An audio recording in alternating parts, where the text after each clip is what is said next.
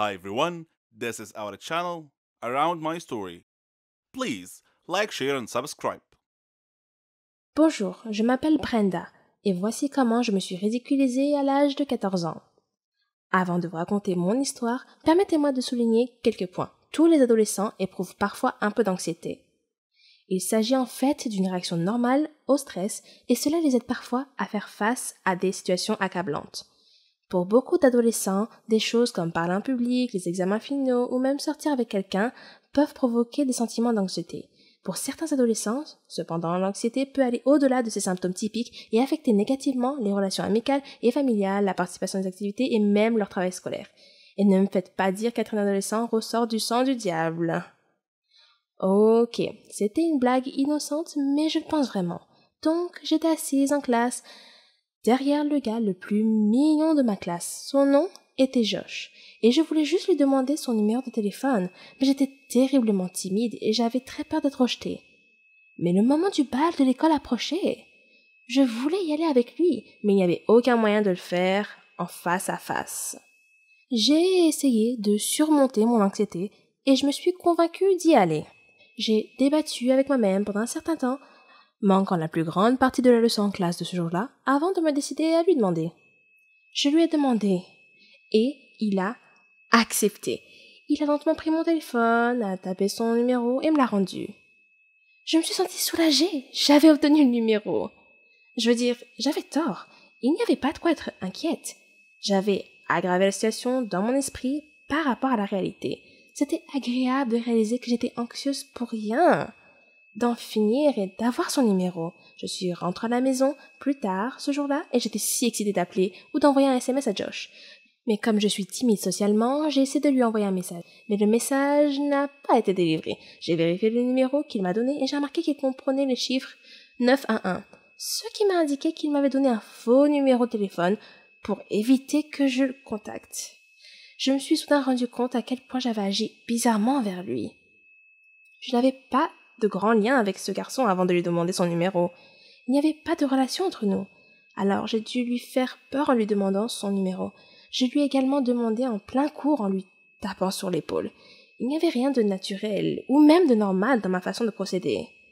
Je n'ai pas agi de manière immorale, mais c'était terriblement gênant, socialement inapproprié et donc voué à l'échec. La rencontre a été douloureuse, mais je suppose que j'en ai tiré quelques leçons sur la façon de socialiser de manière appropriée.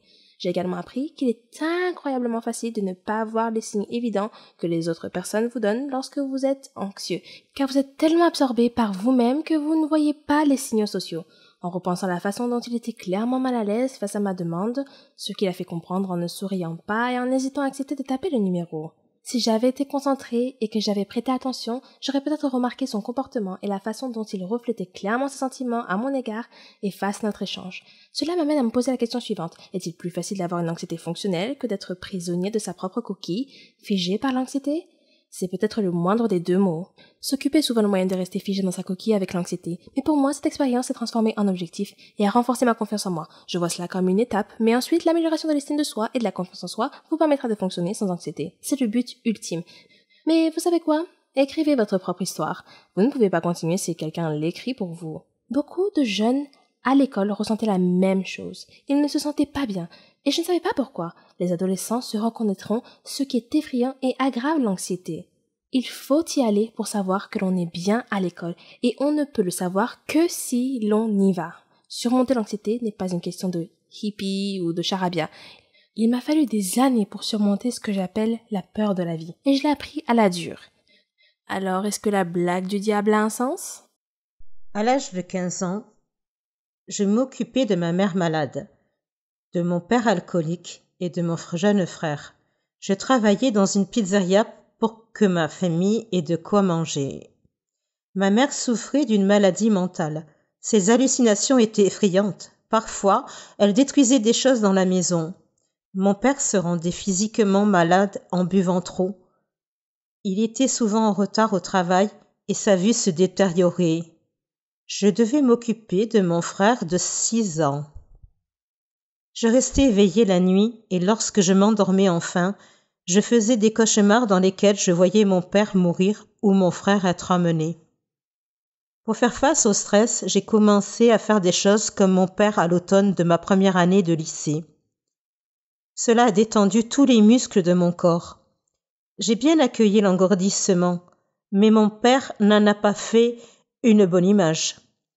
J'ai donc arrêté et essayé une autre drogue à la place. Un jour, au printemps de ma première année, mon ami m'a offert une pilule. J'ai hésité, puis j'ai accepté.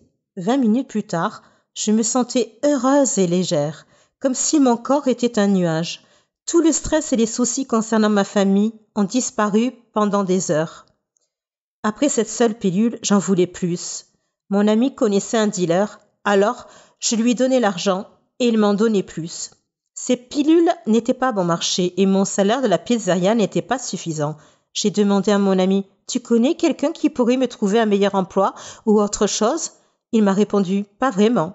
J'ai quelqu'un qui pourrait probablement t'aider, mais ce n'est pas exactement un travail légal. » Je savais qu'il faisait référence au dealer.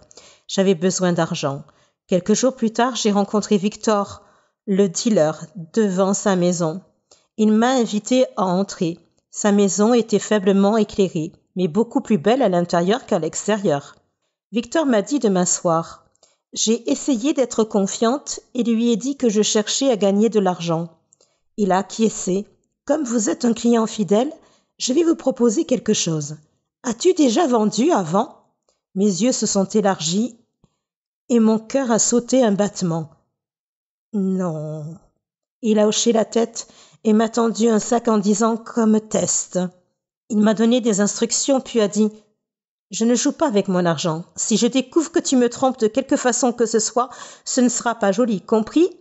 J'ai hoché la tête et j'ai quitté sa maison, mon cœur battant la chamade. J'étais effrayée mais excitée de commencer à gagner de l'argent.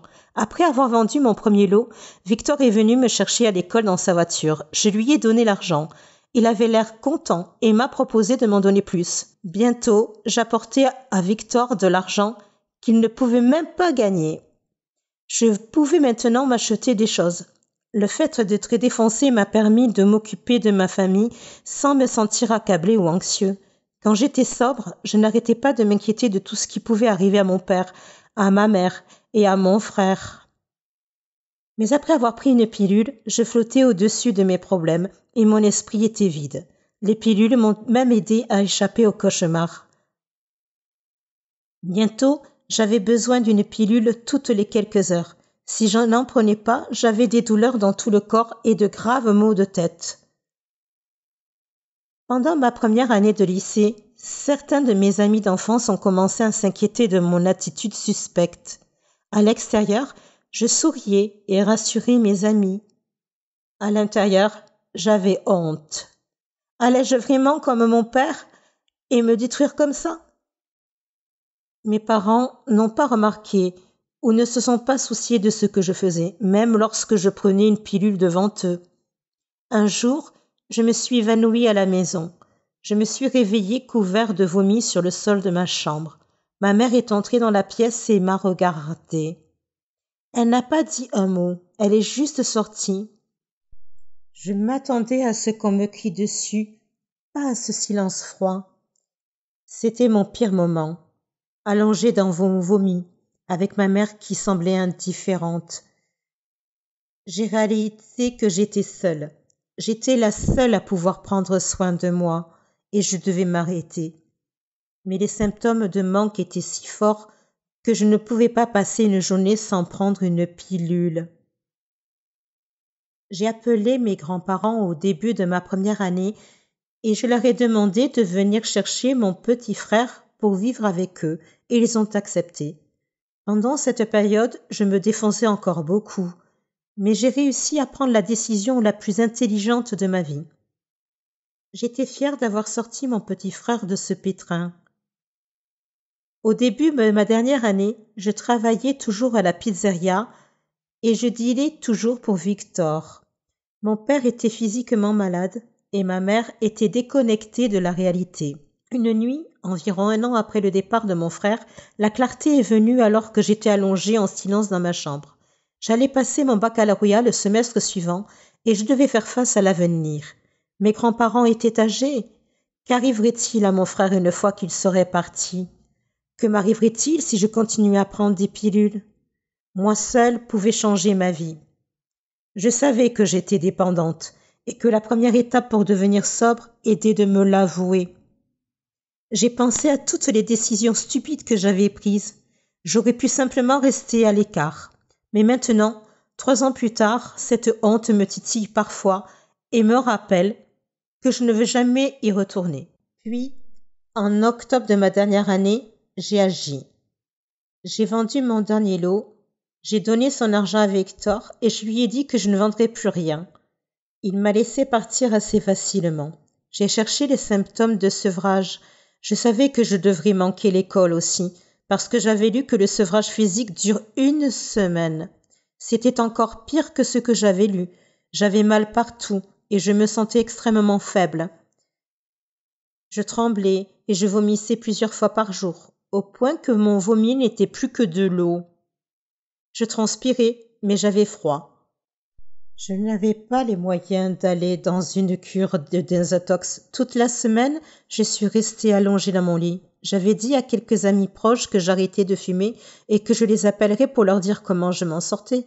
Ils m'ont dit qu'ils étaient fiers de moi et qu'ils seraient toujours là pour moi.